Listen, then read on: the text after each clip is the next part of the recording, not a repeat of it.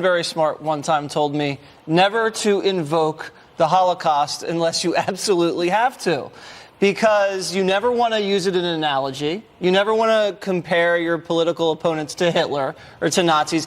And you definitely don't want to compare the suffering of Jews during the Holocaust to the suffering of any other people. And she kind of almost did that in a way. So the fact that Jesse Waters is giving advice to anybody else on how not to be offensive, let that sink in, Representative Tlaib, because we've come a long way. But looking at the context of what she said, she was more clumsy than she was anti-Semitic. But there was a little anti-Semitism strain in there, and that's about revising the history of the Holocaust. And it's a slippery slope, because when you talk about what Greg said, the Palestinian leadership did not welcome the resettlement of the Jews with open arms. That's what she said. They met with Adolf Hitler. They sided with Adolf Hitler. And then since that time period, the Palestinians and the entire Arab world has tried to exterminate the Jewish people.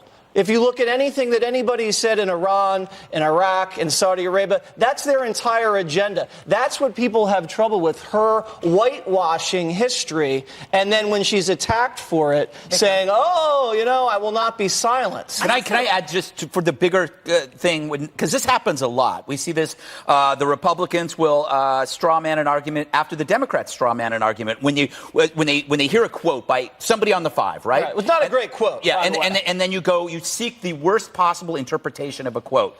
This is the contagion that the media has infected the world with, which is that when you say something, I'm going to think that it's the worst. The left does it to us, we do it to them. And the Washington Post, who actually defended her here, is guilty of the exact same thing that Republicans do all the time, and now they're on their high horse talking about context. But they always remove context when they attack Republicans. But it's also beyond just this statement alone. As I mentioned before, you have Democrats on her side of the aisle calling her out for the policies that she supports. The Zionist Organization of America recently called on the Democratic Party to kick her out, kick her off committees. They name terrorists and sympathizers that she associates herself with. So I think this is much deeper than just this simple comment. So in other words, I'm telling you, this is what the Zionist Organization of America said. Everybody is this way or that way, and you're with the Zionists, and the Zionists are to be taken. Do you support the BDS movement? Are you kidding me? I don't know. I don't, but I'm trying to say you can't trust the Zionists to go after Tlaib. But again,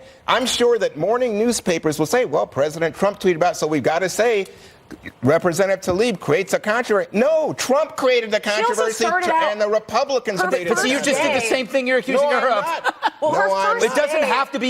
You don't have to have two polarizing positions. It is in this situation. I know we all sat here and said the woman was taken out of context. She was sloppy, and she got taken to the woodshed for it. That's all it is. Well, and that was our A block. Bill Nye, the science guy, attacking Republicans with a foul-mouthed defense of